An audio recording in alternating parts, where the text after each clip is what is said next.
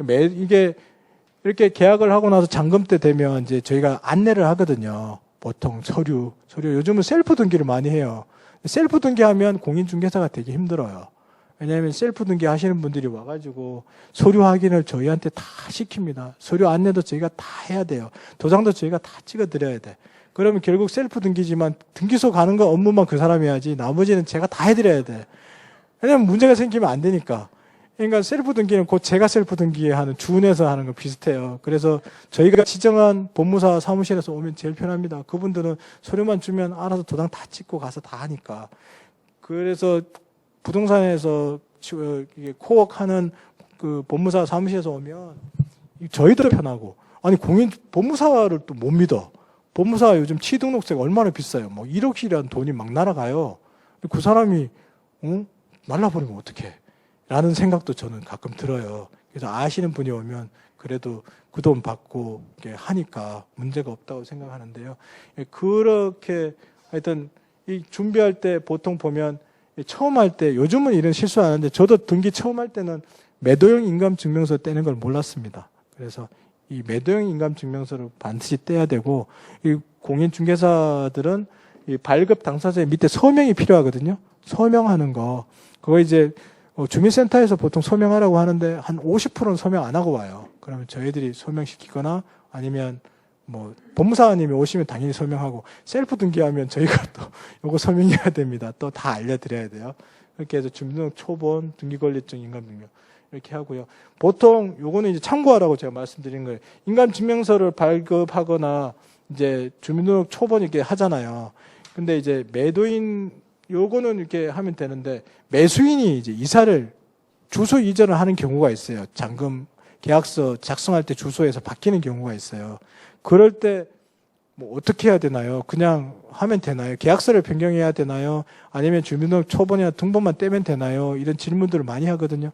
그냥 바뀌면 바뀐 대로 주민등록 초본이나 이런 거 하나 더 떼면 되니까 계약서 변경할 필요는 없다는 거고요.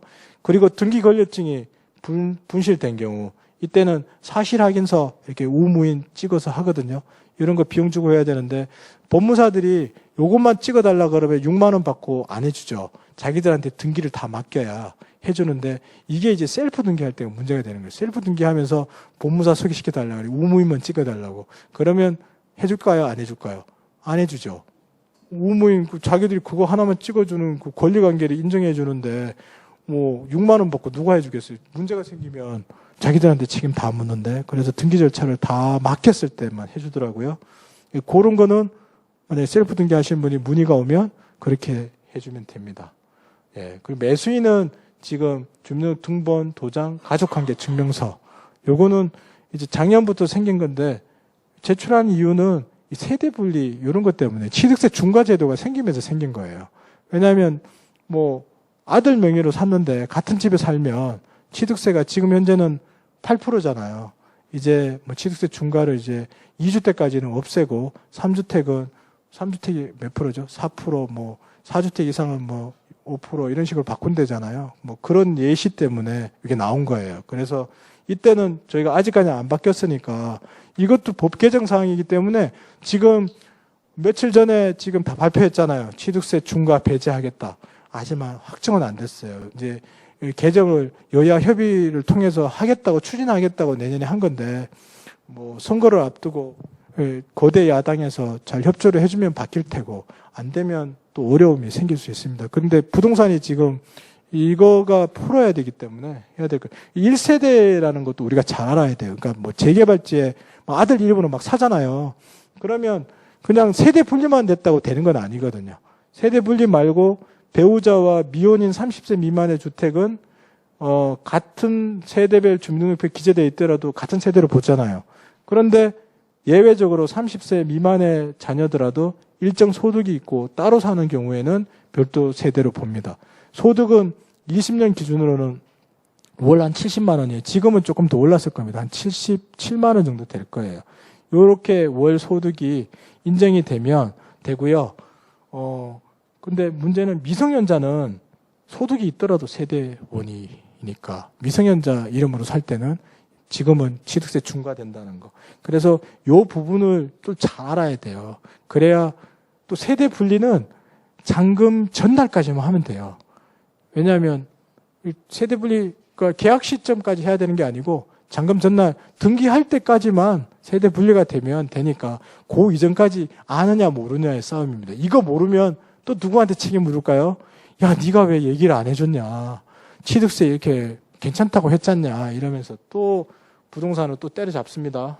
예. 취등록세 중과는 지금 이렇게 현재 상태는 이렇잖아요. 이건 참고하라고 제가 적어놨어요. 지식산업센터 많이 하는데 취등록세 4.6%.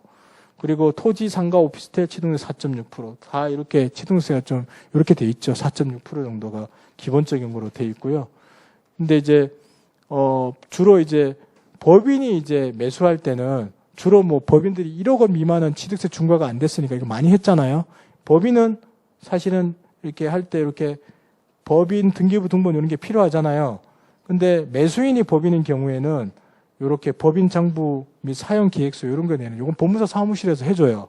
그리고 중개 보수 영수증을 먼저 발행해 드려야 돼요. 그래서 요거는 저희가 해줘야 되니까 이런 거는 참고하시면 되고요.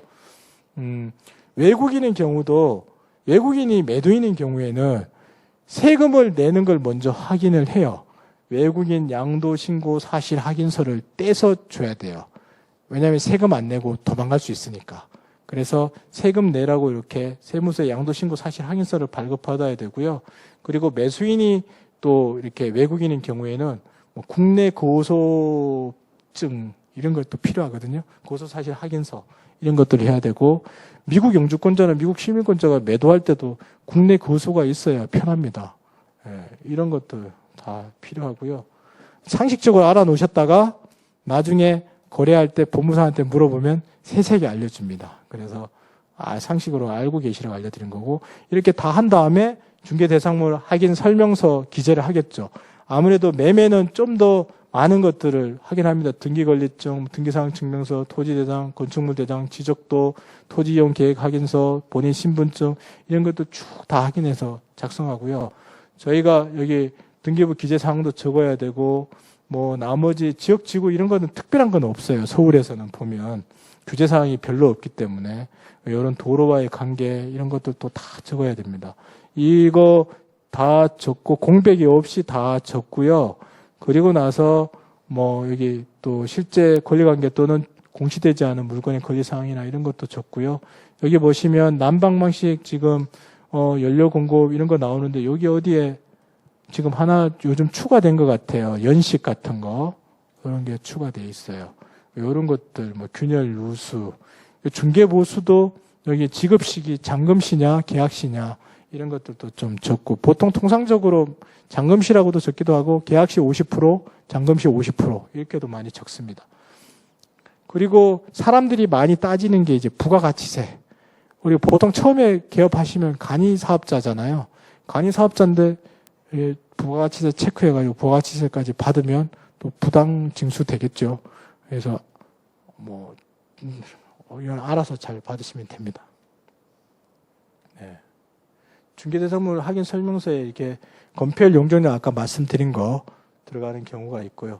자, 이제 이렇게 매매 계약을 하면 저희가 부동산 거래 신고를 사실 매도인이나 매수인이 해도 되는데 대부분 이제 공인중개사가 해요. 여기 거래 관리 시스템으로 들어가요. 거래 관리 시스템 들어가서 로그인 하거든요. 자기가 제 같은 경우는 서울특별시 영등포에 속해 있어요. 근데 이제 내가 이제 물건지라서 제가 신고할 때는 괜찮은데 공동중개 나는 손님지로 해서 공동중개 하잖아요. 그 거래 신고는 두 부동산이 다 같이 해야 돼요. 근데 저는 영등포구에서 일하고 있는데 제가 지금 서초구에 집을 사드렸어. 그럼 서초구에 계신 분이 이제 거래 신고를 하잖아요. 서초구에서 거래 신고를 합니다. 그러면 제가 영등포구로 로그인을 하면 거래 신고된 게 저한테 안 떠요. 제가 서초구로 들어가야 거래 신고가 떠요. 초보 공인중개사는 모르니까 열심히 들어가. 저쪽에서 거래 신고 했나 안 했나. 30일 이내에 빨리 해야 되는데 계속 체크하는데 암만 들어가도 신고를 안 했어. 근데 이게 아다리가 돼서 잘못되려고 그러면 어떤 일이 생기냐면 저희들이 보통 30일을 꽉 채워서 신고를 해요. 근데 저쪽에서 너무 바빠갖고 거래 신고를 해놓고 연락을 안 줘요. 문자를 줬는데 제가 문자를 못 봤어. 예를 들면 나는 계속 영등포에 들어가서 했다가 저도 다른 거 하다가 깜빡 잊고 날짜가 지났어요. 자, 그러면 전화를 하죠.